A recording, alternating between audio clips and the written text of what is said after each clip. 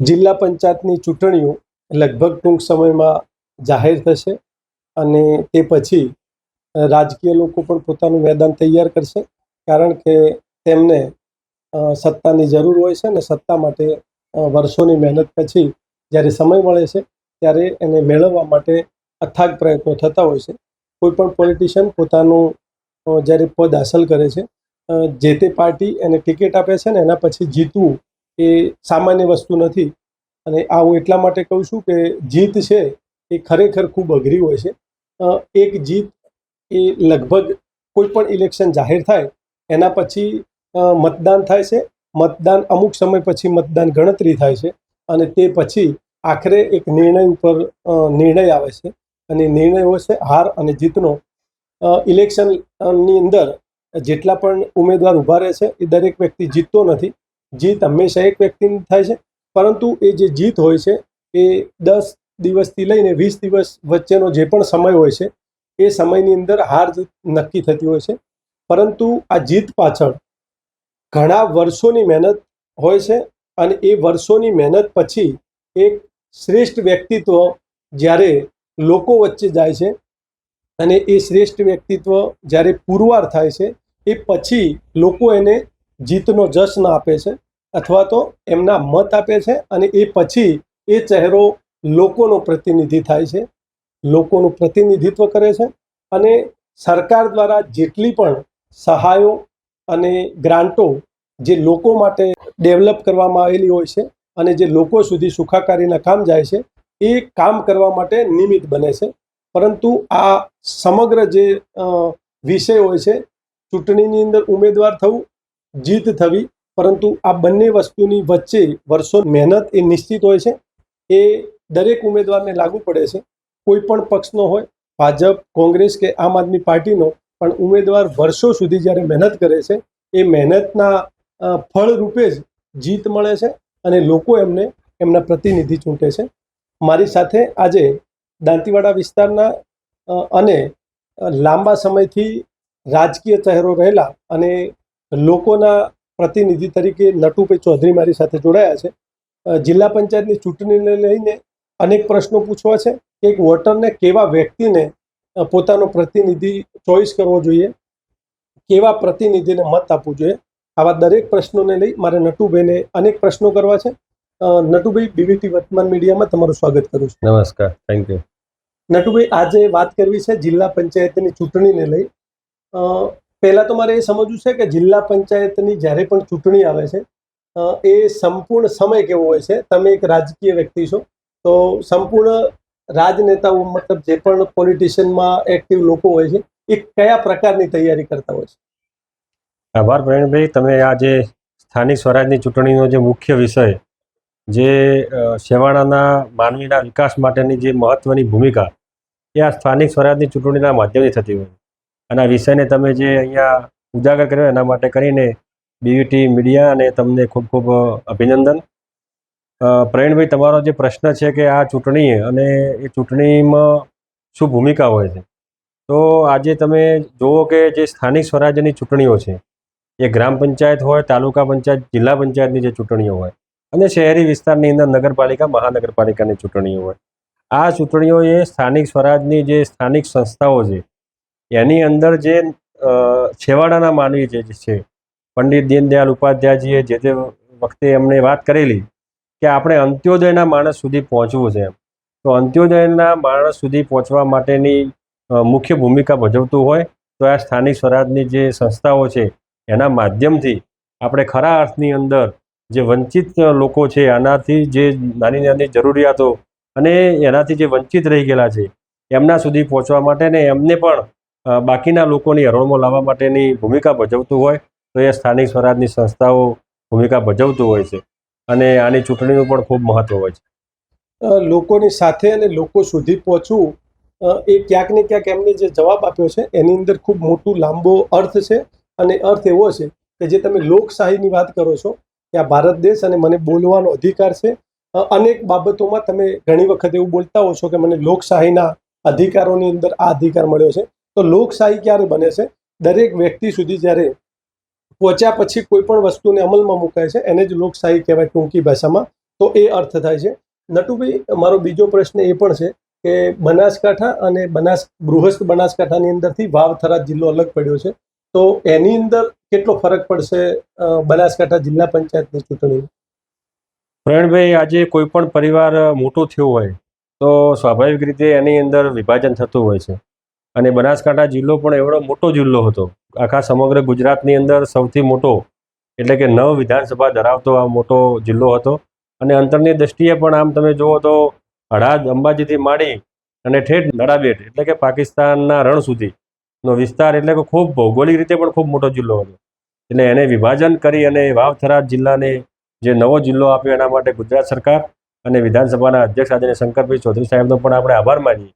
અને એના માટે થઈને આજે લોકોને, જે છેવાડાના લોકો હોય છે, સુઈગામ વિસ્તારના લોકો હોય કે માવસરી વિસ્તારના લોકો હોય કે બાકીના ભાભર ને બાકીના વિસ્તારના જે લોકો હોય, એમને ઠેક આવા જિલ્લા પંચાયતના કે બાકીના કામો માટે પાલનપુર સુધી લગભગ 100 કિલોમીટરથી પણ વધારે અંતર કાપીને અહીંયા આવવાનું થતું હતું.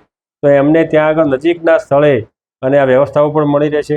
એના માટે થઈને બ્યુરોક્રેટ માટેની પણ વ્યવસ્થાઓ વધારે થશે, મહેકમો ઊભા થશે, અલગ અલગ કચેરીઓ બધી બની ગઈ.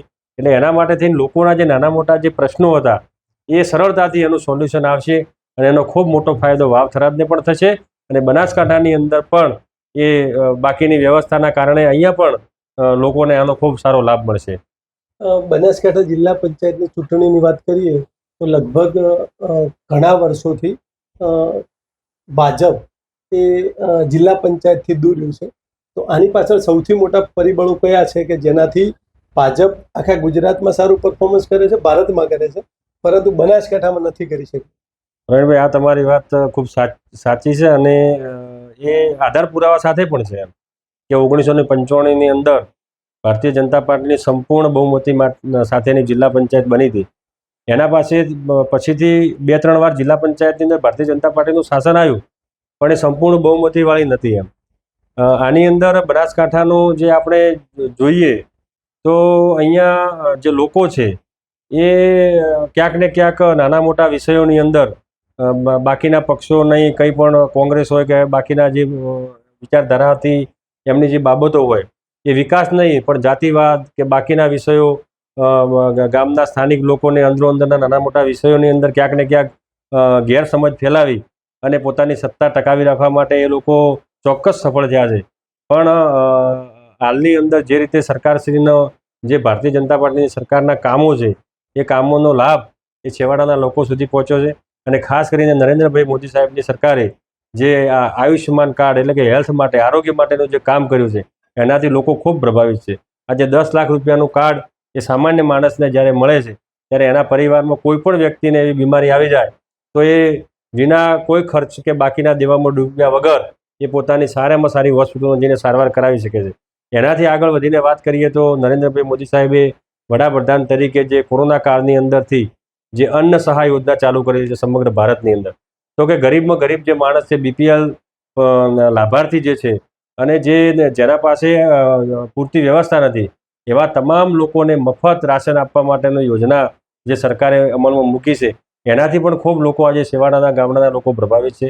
ખેડૂતો માટે પણ કિસાન સન્માન નિધિ યોજના અને આ વખતે તાજેતરમાં ગુજરાતની સરકારે જે ચોમાસાની અંદર પાક નુકસાની માટેનો જે સહાય આપી, એટલે ઓલ ઓવર જે આ બાકીની જે સરકારની યોજનાઓ એ ગામડાઓ સુધી પહોંચી છે. અને અમે જ્યારે ગામડામાં ફરીએ છીએ, લોકોને મળીએ છીએ, આજે લોકો સાથે સંવાદ કરીએ છીએ, ચર્ચાઓ કરીએ છીએ, ત્યારે ચોક્કસ નીચેથી એવો અવાજ છે કે આપણે જો ગામડાના જે પાયાની જે સમસ્યાઓ છે નાની મોટી, જે હજુ સુધી ક્યાંક ને ક્યાંક એ પૂરી નથી થઈ, તો તાલુકા પંચાયત, જિલ્લા પંચાયત જો ભારતીય જનતા પાર્ટીની બનશે તો છેવાડાના ગામની અંદર પણ કોઈ ભૌગોલિક બાબત જે ખૂટતી છે, જે માળખાકીય સુવિધાથી વંચિત હશે, તો એ ચોક્કસ ભારતીય જનતા પાર્ટીનું શાસન જો તાલુકા પંચાયત, જિલ્લા પંચાયતમાં આવશે તો એ થઈ શકશે એવો ચારે બાજુ આજે લોકોની વાત સંભળાય છે.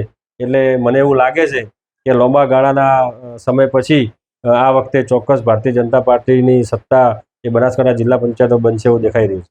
નટુભાઈ, ખાસ કરીને મારો પ્રશ્ન ફરીથી એ જ છે ને, એ જ જગ્યા ઉપર ફરી પાછો આવું છું. ખાસ મારે એ જાણવું છે કે જિલ્લા પંચાયતથી દૂર રહેવું પડ્યું, એના પાછળ કયા એવા કારણો અથવા તો પરિબળોને તમે જોઈ રહ્યા છો કે ક્યાંક એના લીધે દૂર રહેવાનું થયું હોય અત્યાર સુધીમાં? ચોક્કસ પ્રવીણભાઈ, તમારો પ્રશ્ન બરાબર છે. એની અંદર ક્યાંક ભારતીય જનતા પાર્ટીના કાર્યકર્તાઓ જે સરકારની વિવિધ યોજનાઓ છે એ લોકો સુધી પહોંચાડવા માટેની કંઈક કચાશ રહી ગઈ હોય, અથવા તો કોંગ્રેસ પક્ષ કે વિપક્ષના જે પક્ષો છે એમણે લોકોને બાકીના ગેરમાર્ગે કે બાકીના જાતિવાદી વાતોની અંદર લાવી અને ક્યાંક ને ક્યાંક એ બાબતની અંદર એ લોકો સફળ ચોક્કસ થયા જ છે. પણ વર્તમાન પરિસ્થિતિની અંદર આ વખતે લોકો ખૂબ જાગૃત છે અને ચોક્કસ એની અંદર પરિણામ એ ભારતીય જનતા પાર્ટીની ફેવરમાં આવશે. નટુભાઈ, લાંબા સમયથી તમે ભાજપ સાથે જોડાયેલા છો, ખાસ કરીને તમારા દાંતીવાડા વિસ્તારની વાત કરીએ તો શું એવું લાગે છે કે હજુ પણ જ્યારે વિકાસની હરોળ અને વિકાસની ગતિ વચ્ચે પણ અંતરિયાળ વિસ્તારના એવા અનેક ગામડાઓ છે કે જે વિકાસથી વંચિત છે, અથવા તો તે લોકો હજુ પણ એવી કોઈ યોજનાઓથી દૂર છે, અથવા તો સુખાકારીના લાભો નથી મળી શક્યા? પ્રવીણભાઈ, આમ જોવા જઈએ તો ગામડાઓનો વિકાસ એ જ રાષ્ટ્રનો વિકાસ છે. ભારત દેશ એ ગામડા ધરાવતો દેશ છે, એટલે ગામડાનો જ વિકાસ થાય તો જ રાષ્ટ્રનો વિકાસ થઈ શકે. અને નરેન્દ્રભાઈ મોદી સાહેબ પણ એ દિશાની અંદર સતત કામ કરી રહ્યા છે. તમે જુઓ કે આજે જ્યારે કોંગ્રેસના શાસનની અંદર એ ગ્રામ પંચાયતોને પીવાના પાણીના બોરના લાઇટ બિલ ભરવા માટેના પૈસા નહોતા, એમના કર્મચારીઓના પગાર કરવા માટેના પૈસા નહોતા. પણ એના પછીથી નરેન્દ્રભાઈ અને ભારતીય જનતા પાર્ટી શાસન આવ્યા પછી આજે કોઈ પણ ગ્રામ પંચાયતો બોર હોય તો એનું બિલ પણ ગુજરાત સરકાર ભરે છે. પંચાયતોને સમૃદ્ધ કરી ગ્રામ પંચાયતના ખાતામાં સીધા નાણાં પંચના માધ્યમથી પૈસા નાખ્યા. એટલે એના માટે કરીને ગામડાઓ આજે એ આ ભૌગોલિક પરિસ્થિતિથી ખૂબ સુવિધા સભર થયા છે. અને આજે પણ હશે કે બાકીના રાજસ્થાન કે બોર્ડર ઉપરના જે ગામો હશે ત્યાં આગળ જે માળખાકીય સુવિધાથી એનાથી આજે જોવા જઈએ આપણે તો કે વાવદરા ગામ આપણું દાંતીવાડા તાલુકાનું, તો ડેરીથી વાવદરા ગામ જવા માટેની વાત છે. તો વચ્ચે આપણે હડમતિયા જે ડેમ છે એ ડેમનો જે વેળો એટલે કે નદી જેવો જ વેળો છે, નદી કહેવાય, એની અંદર બ્રિજ બનાવવાની બાબત એ વર્ષોથી પેન્ડિંગ હતી. અને ત્યાં આગળ લોકોને જો ચોમાસામાં જવું હોય તો એ પાણી ચાલુ હોય તો જઈ શકાતું નહોતું.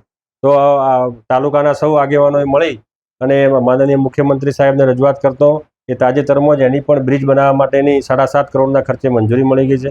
એટલે કે છેવાડાના ગામો માટે, એક ગામ માટે, વાવદરા એક ગામ છે પણ 7.5 કરોડ રૂપિયા એનો બ્રિજ બનાવવા માટેની મંજૂરી આપી છે.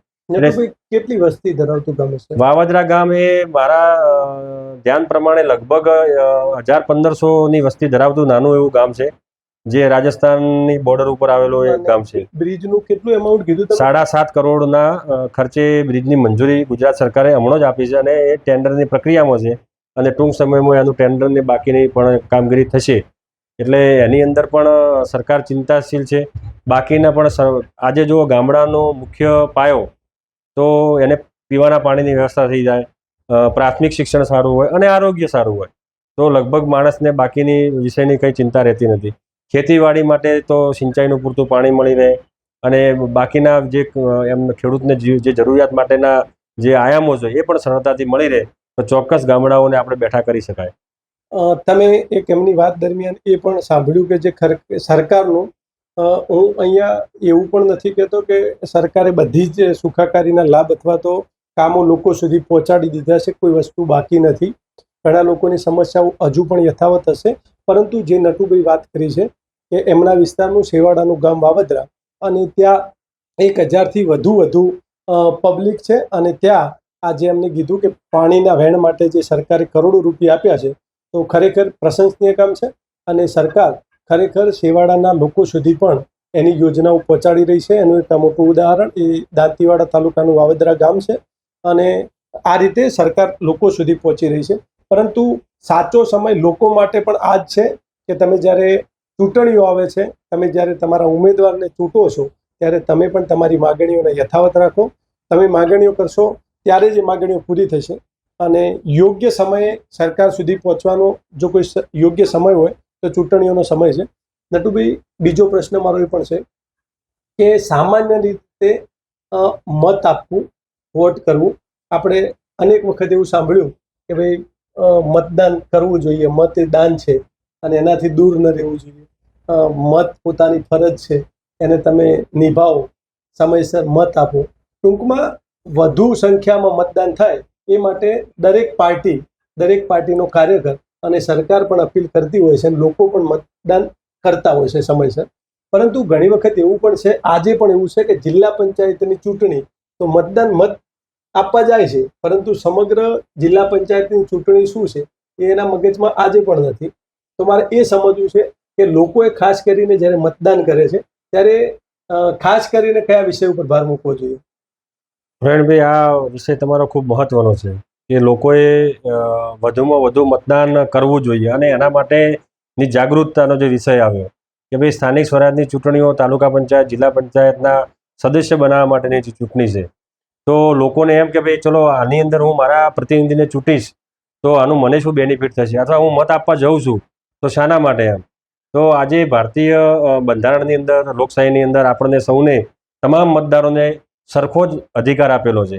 એ મત કોઈ છેવાડામાં રહેતો આદિવાસી ભાઈ હોય કે એ કોઈ શહેરની અંદર રહેતો કોઈ ઉદ્યોગપતિ હોય, તો જેટલી એ આદિવાસી ભાઈના મતની કિંમત છે એટલી જ કિંમત એ શહેરમાં રહેતા ઉદ્યોગપતિના મતની કિંમત છે. પ્રવીણભાઈ, એક વિષય એ છે કે ભાઈ મતદાન શેના માટે કરવું જોઈએ? તો સ્થાનિક સ્વરાજ્યની અંદર આપણો યોગ્ય પ્રતિનિધિ ચૂંટાય, અને એ જનપ્રતિનિધિ એ એવો જનપ્રતિનિધિ હોય કે ગામની અંદરથી એ છેવાડાના માણસને નાના મોટી કોઈ પણ સમસ્યા હોય. આપણે એક દાખલો લઈ લઈએ, રેશન કાર્ડની બાબત. કોઈ પરિવાર એવું છે કે રેશન કાર્ડની અંદર એને એ બીપીએલના લાભાર્થી છે, પણ એનો પરિવાર ને એના બાળકોની સંખ્યા વધારે છે, તો સરકારની એક બીજી યોજના એની અંદર અંત્યોદય યોજનાની અંદર પણ અન્નપૂર્ણા યોજના એવી યોજનાનો પણ સમાવેશ કરેલો છે. તો આપણે મામલતદાર કક્ષાએ જઈ તાલુકા પંચાયત, ગ્રામ પંચાયત દ્વારા એની દરખાસ્ત કરાવી અને એની અંદર જો એનો સમાવેશ કરાવી દઈએ તો એને પૂરતા પ્રમાણમાં પણ અનાજ મળી રહે. અથવા તો એના કોઈ નવા બાળકો હોય, એનું નામ એડ કરવાનું હોય, આધાર કાર્ડની અંદર નવું આધાર કાર્ડ બનાવવાનું હોય, અથવા કોઈ આધાર કાર્ડની અંદર કોઈ નાનો મોટો સુધારો કરવાનો હોય, જે રીતે મેં અગાઉ વાત કરી પ્રમાણે જે આપણી મા વાત્સલ્ય કાર્ડ યોજના, જે નરેન્દ્રભાઈ મોદી સાહેબે નવી જે યોજના 10 લાખ રૂપિયાના કાર્ડની જે આરોગ્યની યોજના મૂકેલી છે, તો એ તમામ ગામના લોકોના કાર્ડ બની જાય. ઘણીવાર કેવું બનતું હોય છે કે કોઈ પણ વ્યક્તિ અચાનક બીમાર થઈ જાય, કોઈને હાર્ટની તકલીફ થઈ ગઈ, કે કોઈને અકસ્માત થઈ ગયો, કે અન્ય કોઈ સમસ્યા આવી ગઈ, તો જ્યારે એ હોસ્પિટલની અંદર એડમિટ કરે તો ઘણીવાર એવા લોકો પાસે કાર્ડ નથી હોતા. તો ખરેખર એક જનપ્રતિનિધિ તરીકેનું આ ખૂબ મહત્વનું કામ છે કે આવા જે નાના નાના કામો જે છે ને એને લોકો સુધી સમયસર પહોંચી જાય, એના પાસે વ્યવસ્થા હોય તો એને કોઈ સમસ્યા આવી હોય તો એ એમાંથી બહાર નીકળી શકે. બીજી બાબતોની અંદર પણ ઘણા બધા એવા ગામના પ્રશ્નો હોતા હોય છે કે એનું તમે તાલુકા પંચાયતના સભ્યો હો તો તાલુકા લેવલે કે તાલુકા વિકાસ અધિકારી કે મામલતદાર સાહેબ સાથે બેસી અને એનું નિરાકરણ લાવી શકો. શિક્ષણની અંદર પણ જે આંગણવાડીની આપણી જે છે એની અંદર પણ કોઈ નાની મોટી બાબતો હોય તો એ પણ તમે ICDSના માધ્યમથી એની સમસ્યાનું સોલ્યુશન લાવી શકો. એટલે ઓલ ઓવર જોવા જઈએ તો ગામડાઓની અંદર આ બધી જ બાબતો જે છે એનું લોકોને એક સીધી રીતે સરકારની પૂરતી સહાય અને એની યોજનાઓ પહોંચી રહે અને એની પૂરતી માહિતી મળે તો ચોક્કસ એ લોકો એમાં મતદાન કરવા માટેનો એમનો ઉત્સાહ જળવાઈ રહે. નટુભાઈ, તમે જે વાત કરી છે એ સરકારની યોજનાઓ છે. સરકારની યોજનાઓ લગભગ એવું નથી હોતું કે કોઈ પક્ષને તમે મત આપો છો ત્યારે જ તમને મળે છે. સરકારની કોઈ પણ યોજના છે એ ગમે તે પાર્ટીના વ્યક્તિને મળે છે, બરોબર છે, ગમે તેને ઉમેદવારને મત આપ્યું. સરકાર એવું નથી જોતી કે ભાઈ તમે આને આપ્યું છે, માની લો કે વર્તમાનમાં ભાજપ છે તો એ તો એવું નથી જોવાની કે તમે ભાજપને નથી મત આપેલા તમને નહીં મળે. સરકારની યોજનાઓ દરેક વ્યક્તિને મળશે. પરંતુ હું ફરી તમને એક પ્રશ્ન પૂછું છું કે લોકોએ કેવા પ્રતિનિધિની પસંદગી કરવાની થાય છે? મેં ઘણી વખત એવું જોયું છે, મારી ખાસી એવી લાંબા સમયની પત્રકારત્વના ફિલ્ડમાં મેં જોયું કે ઘણી વખત એવું હોય કે ભાજપનો ઉમેદવાર હોય છે, કોંગ્રેસનો હોય છે, આમ આદમી પાર્ટીનો હોય છે, પણ એની અંદર લોકોને કન્ફ્યુઝન હોય છે. ઘણી વખત એવું થતું હોય છે કે પક્ષ ગમતો હોય છે ભાજપ, પરંતુ વ્યક્તિગત કોઈ બીજા પક્ષનો વ્યક્તિ ગમતો હોય છે. તો આ બધી બાબતની અંદર પણ ખાસ કરીને લોકો કેવા ઉમેદવારને પસંદ કરે છે? પ્રવીણભાઈ, આની અંદર ગ્રામ્ય વ્યવસ્થાની અંદર નાની મોટી બાબતો પણ આમાં ઇન્વોલ્વ હોતી હોય છે. આની અંદર જે પ્રતિનિધિ હોય એ આપણા ચોક્કસ વિસ્તારના જ હોય છે, એ ભાજપ હોય કે કોંગ્રેસ હોય, એ ત્યાં લોકલ એરિયાના જ હોય છે. એટલે આજે લોકોની લાગણી એમ હોય કે ભાઈ ભારતીય જનતા પાર્ટી, નરેન્દ્રભાઈ મોદી સાહેબ અને મારે એની સાથે જોડાયેલું રહેવું છે. પણ એ ક્યાંક ને ક્યાંક એ જે ગામમાંથી બાકીના પક્ષના જે કોઈ ઉમેદવાર જો એના નજીકના હોય કે બાકીના હોય અથવા તો એની કામગીરી પ્રમાણે એની હોય તો એનાથી એના પ્રભાવમાં રહીને પણ મતની અંદર જે સ્થાનિક સ્વરાજની ચૂંટણીઓ હોય એની અંદર થોડો ફેરફાર થતો હોય છે. પણ આપણે એક જનપ્રતિનિધિ તરીકે, આગેવાન તરીકે આપણી સૌની ભૂમિકા એવી હોવી જોઈએ કે ભાઈ સરકારની આટલી બધી યોજનાઓ છે, નરેન્દ્રભાઈ આજે રાત દિવસ આટલું બધું લોકો માટે કામ કરી રહ્યા છે, તો જનપ્રતિનિધિ પણ એવી પોતાની છાપ પોતાના વિસ્તારમાં ઊભી કરે કે હું આજે આ ચલો નટુભાઈ જ ઉમેદવાર છે, તો કે ભાઈ નટુભાઈને હું મત આપીશ, તો એક જ્યારે મારા પરિવારમાં અથવા તો મારા વિસ્તારમાં અથવા મારા ગામની અંદર કોઈ પણ એવી સમસ્યા આવશે અથવા તો કોઈ એવો પ્રોબ્લેમ ઊભો થશે, તો એ રાત્રે પણ આવી અને એની અંદર મદદરૂપ થશે, તો લોકો 100% એમની સાથે જોડાયેલા રહેતા હોય છે અને મત પણ આપતા હોય છે અને લોકો બધું આજે જોઈને જ મતદાન કરતા હોય છે. ઘણા બધા ગુજરાતની અંદર પણ અગાઉના સમયની અંદર બાકીની જે બાબતોને વોટિંગ મતદાન થતા હતા, પણ હવે લોકો જાગૃત થયા છે. આજે લોકો સોશિયલ મીડિયા અને એના માધ્યમથી બધું જ જોતા થયા છે, એટલે એમને પણ ખબર છે કે ભાઈ અમારું કામ કોણ કરશે, અમારા સુખ દુઃખમાં અમારી સાથે કોણ ઊભું રહેશે. એટલે હવે લોકો લગભગ એ બાબતની અંદર થી બહાર નીકળી અને પોતાની સાથે ઊભા રહેનાર વ્યક્તિને પસંદ કરશે એવો મને વિશ્વાસ છે. તો નટુભાઈ, આટલો મોટો પક્ષ ભારતીય જનતા પાર્ટી ભારત અને ગુજરાત બંને જગ્યાએ સત્તામાં, પરંતુ બનાસકાંઠામાં દૂર, ફરી જ પ્રશ્ન ઉપર પાછો આવું છું, તો ક્યાંક ને ક્યાંક એવું પણ વાસ્તવિકતાની અંદર પરિણમતું છે કે ભારતીય જનતા પાર્ટી એના જે પણ ઉમેદવાર પસંદ કરે છે એ ઉમેદવાર પસંદ કરવાની અંદર ક્યાંક માર ખાતા હોય. માની લો કે એ જે તે વિસ્તારની અંદર ઉમેદવાર પસંદ થાય છે, એ પાર્ટી લેવલેથી નામ આપવામાં આવે છે. પાર્ટીની અંદર જ્યારે કોઈ પણ મોટો પક્ષ થાય છે ત્યારે દલીલ એકબીજા ઉપર, દલીલ એકબીજાથી મન દુઃખ મતભેદ આ બધું જ ઊભું થતું હોય છે. પરંતુ સરવાળે તો પાર્ટીને નિર્ણય એ જ લેવાનો હોય છે કે જે પાર્ટી લેવલેથી જે ચહેરો આપવામાં આવે એને જ મેન્ટેડ આપવાનો થતો હોય અથવા એને ઉમેદવાર જાહેર કરવાનો થતો હોય. તો ક્યાંક એવું લાગે છે કે આ મન દુઃખના લીધે કોઈ લોકોની અંદર ચહિતો ન ચહેરો પણ નામ જતું હોય છે, પછી આનો સામનો કરવો પડતો હોય છે. પણ એવું તો કંઈ ખાસ હોતું નથી. પસંદગીની પ્રક્રિયામાં ભારતીય જનતા પાર્ટીમાં ખૂબ પારદર્શકતા હોય છે કે જ્યારે પણ ચૂંટણી આવે ત્યારે પ્રદેશ કક્ષાએ જિલ્લા કક્ષાએથી નિરીક્ષકો આવતા હોય છે અને બધા જ કાર્યકર્તાઓને સાંભળતા હોય છે. બાકીના જે સ્થાનિક આગેવાનો હોય એમને પણ સાંભળતા હોય છે, એમના બધા સૂચનો લઈ અને એ બધા નામોની અંદરથી જ ક્યાંક ને ક્યાંક પ્રતિનિધિ માટેની પસંદગી થતી હોય છે. એટલે પસંદગીની પ્રક્રિયામાં તો ખૂબ સારી બાબત અને ભાજપમાં છે જ, બાકીના પક્ષોમાં એવું નથી. પણ પાર્ટી દ્વારા જે તે સમયે જ્યારે ઉમેદવાર જાહેર કરવાનો થતો હોય છે અથવા મેન્ડેટ આપવાનો થતો હોય છે, તો લોકોની અંદરથી રિવ્યુ લેવામાં આવે છે. એની અંદર ચોક્કસ આમાં કેવું હોય છે કે જે નિરીક્ષકો આવતા હોય છે એ જે બૂથ લેવલના કોઈ પણ પક્ષની જે એક સિસ્ટમ અને એની બાકીની વ્યવસ્થા હોય છે. તો ભારતીય જનતા પાર્ટીની અંદર આજે દરેક બૂથની અંદર બૂથ સમિતિઓ છે, બૂથના પ્રમુખ છે અને આખી બૂથ સમિતિઓ છે. એ રીતે જ્યારે આવી તાલુકા પંચાયત સ્થાનિક સ્વરાજની ચૂંટણીઓ હોય ત્યારે તાલુકા લેવલે નિરીક્ષકો આવી અને એ બૂથ સ્તરના જે કાર્યકર્તાઓ હોય છે એમને પણ સાંભળતા હોય છે અને એમના પાસેથી પણ પોતાના વિસ્તારની માહિતી, બાકીની બાબતો એ બધું લેતા જ હોય. પણ આજે ભારતીય જનતા પાર્ટી મોટી પાર્ટી છે, વટવૃક્ષ સમાન છે અને આજે સત્તાની અંદર છે એટલે ભાજપની અંદર એકથી વધુ ઉમેદવારો અહીંયા ઉમેદવારી કરતા હોય છે. પણ સરવાળે તો બધા સાથે મળી અને તાકાતથી ભાજપ માટે કામ કરતા જ હોય છે અને આ વખતે ચોક્કસ એની અંદર ભાજપ સફળ થશે એવો મને પૂરો વિશ્વાસ છે. નટુભાઈ, દાંતીવાડાની અંદર જિલ્લા પંચાયતમાં ટોટલ કેટલી સીટો છે? 3 સીટો. ગયા ફેરે બી મારા ખ્યાલથી ભાખર સીટ ઉપરથી પીનાબેન ગાડિયા મારા ખ્યાલથી હતા, બરોબર? તો આ ફેરે શું લાગે છે, દાંતીવાડામાંથી આ બધી સીટો ઉપર ભાજપનું કેવું પરફોર્મન્સ રહેશે? પ્રવીણભાઈ, ગઈ વખતની વાત કરીએ ને તો તમે જુઓ, આમ ભાખર સીટ એ 500-700 મતના તફાવતથી ભાજપ દૂર રહ્યું હતું. ક્યાંક સામાજિક કારણોસર કે બાકીના કોઈ કારણો હોઈ શકે. બાકીની તાલુકા પંચાયતો જે નીચે હતી એ પણ ત્રણેક તાલુકા પંચાયત તો માત્ર 50 મતોની આજુબાજુના મતોથી ભારતીય જનતા પાર્ટી દૂર રહી હતી. એટલે ગઈ વખતની જે બાબતો હતી એ આ વખતે એની અંદર વધારે શીખી અને એમાં સારા પરિણામો મળે એ પ્રમાણેના પ્રયાસો થશે. બાકીની જે દાંતીવાડા જિલ્લા પંચાયત સીટ હતી એ પણ 60-70 મતોથી ભાજપે ગુમાવી હતી, એટલે કે નજીવા મતોથી. પણ નીચે જે 6 તાલુકા પંચાયતો હતી તો 4 તાલુકા પંચાયતો જીત્યા હતા, 2 જ તાલુકા પંચાયતો એ હાર્યા હતા ભાજપ તરીકે. પણ આ વખતે એની અંદરથી શીખી અને બાકીના અનુભવો કરી અને ચોક્કસ મને વિશ્વાસ છે કે ભારતીય જનતા પાર્ટી આ વખતે દોંતીવાડા તાલુકામાં 3 જિલ્લા પંચાયત જીતશે અને તાલુકા પંચાયત પણ ભાજપની બનશે, મને પૂરો ભરોસો છે. નટુભાઈ, અત્યાર સુધી ભારતીય જનતા પાર્ટીમાં કઈ કઈ જવાબદારીઓ મળી છે? પ્રવીણભાઈ, શરૂઆતમાં તો બૂથ લેવલે બૂથના કાર્યકર તરીકે કામ કર્યું. એના પછી લગભગ 2004ની અંદર મને યુવા મોરચાના પ્રમુખ તરીકે દાંતીવાડા તાલુકાની જવાબદારી મળી હતી ફરી એકવાર એટલે કે 3 વર્ષનો સમયગાળો પૂર્ણ થાય એટલે ફરીથી મને એક બીજી ટર્મ માટે યુવા મોરચાના પ્રમુખ તરીકેની જવાબદારી મળી. એના પછી મને તાલુકા ભાજપના મહામંત્રી તરીકેની પણ 2 ટર્મ સુધી કામ કરવાની પાર્ટીએ જવાબદારી આપી. પછી દોતીવાડા તાલુકા ભાજપના પ્રમુખ તરીકે પણ મને 3 વર્ષ સુધી અહીંયા કામ કરવા માટેની પાર્ટીએ જવાબદારી આપી હતી.